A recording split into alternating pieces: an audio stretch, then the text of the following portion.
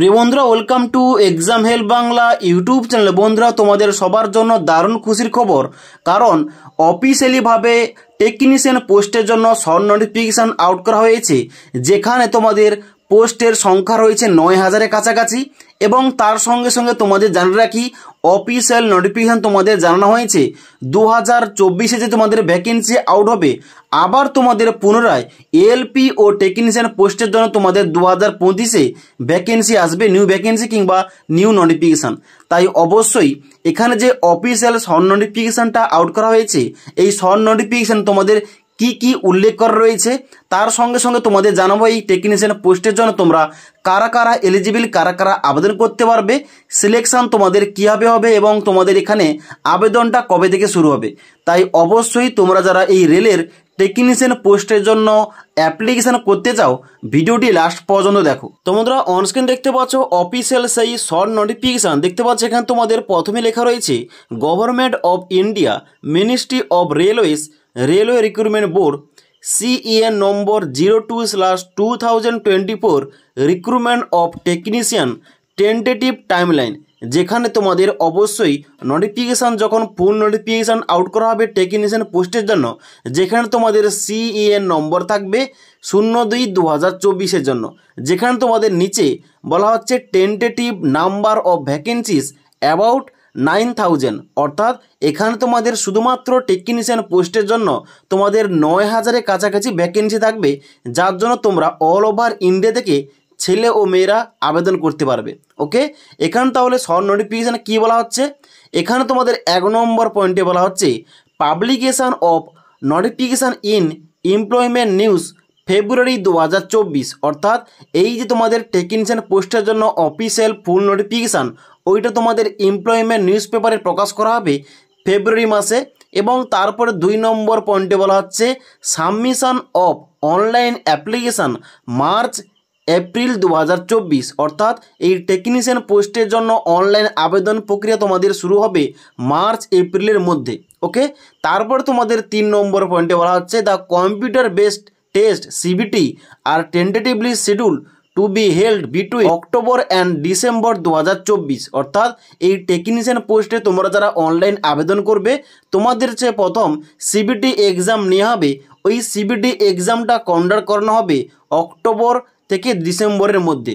ওকে, তারপর তোমাদের 4 নম্বর পয়েন্টে বলা হচ্ছে short listed for document verification will be released in February 2025, অর্থাৎ তোমরা যারা টেকনিশিয়ান পোস্টে অনলাইন আবেদন করবে এবং তোমরা যারা পরীক্ষায় বসবে CBT পরীক্ষায়, তোমরা যারা সিলেকশান পেয়ে যাবে, তোমাদের যাদের এখানে ডকুমেন্ট ভেরিফিকেশান করানোর জন্য তোমাদের শর্ট লিস্ট বের করা হবে, ওই শর্ট লিস্ট তোমাদের বের করা হবে ফেব্রুয়ারি মাসের 2025 তারিখে। এবার সবার থেকে ইম্পর্টেন্ট পয়েন্ট যেটা এখানে তোমাদের নিচে লেখা রয়েছে, please note the centralised employment notice for the next cycle of recruitment to the post of technician is provisionally plan for issue in April 2025। এই টেকনিশিয়ান পোস্টের জন্য যে বর্তমানে 9,000 পোস্টে তোমাদের অনলাইন আবেদনটা নেওয়া হবে, আবার তোমাদের পুনরায় 2025 অর্থাৎ এর পরের বছর এপ্রিল মাসে তোমাদের নতুন নোটিফিকেশান আসবে এই টেকনিশিয়ান পোস্টের জন্য।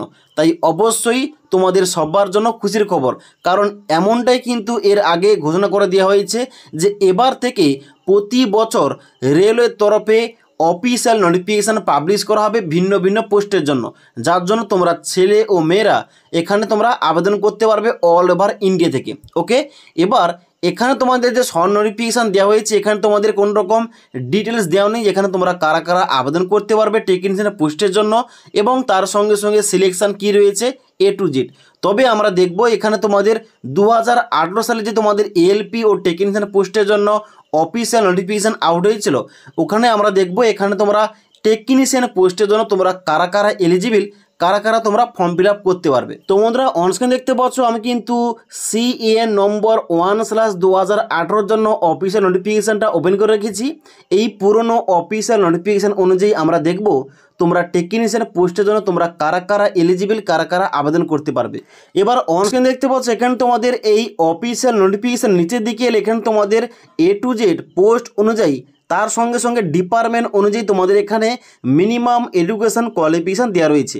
এবার তোমরা যদি টেকনিশিয়ান পোস্টে আবেদন করো তোমাদের কিন্তু কোয়ালিফিকেশান এখানে রাখা হয়েছে ভিন্ন ভিন্ন। যেমন এখানে বলা হচ্ছে তোমরা যদি টেকনিশিয়ান পোস্টে ইলেকট্রিক্যাল ডিপার্টমেন্টে আবেদন করতে চাও তোমাদের কোয়ালিফিকেশান কী লাগবে।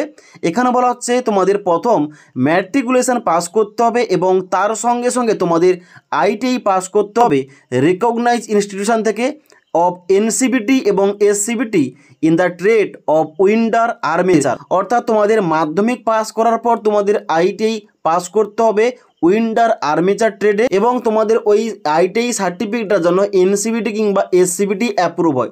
তাছাড়া অর দিয়ে বলা হচ্ছে যে মাধ্যমিক পাস করতে হবে এবং তার সঙ্গে সঙ্গে তোমাদের যদি অ্যাপ্রেন্টিসশিপ করা থাকে ওই ট্রেডে তোমরা কিন্তু এলিজিবল অ্যাপ্লিকেশান করতে পারবে।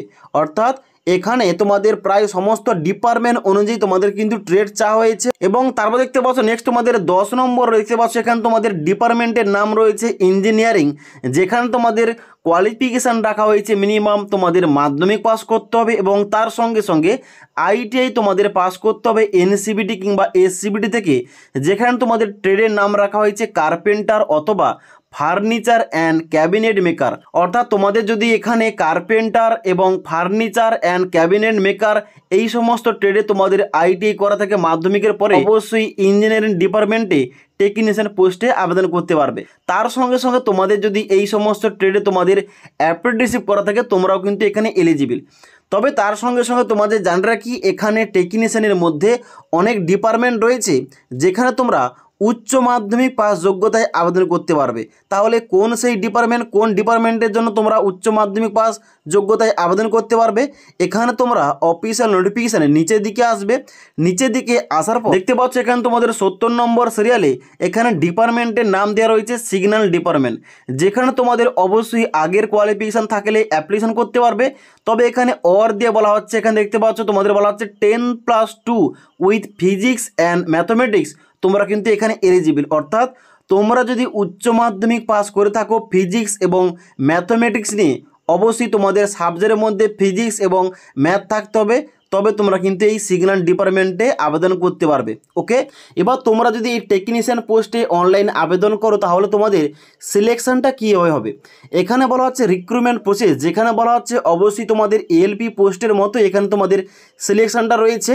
এখানে তোমাদের প্রথম হবে সিবিটি 1, তারপর তোমাদের সিবিটি 2, তারপর তোমাদের ডকুমেন্ট ভেরিফিকেশান এবং তার সঙ্গে সঙ্গে তোমাদের এখানে মেডিকেল হবে এবং তারপর তোমাদের ফাইনালি সিলেকশনটা হয়ে যাবে।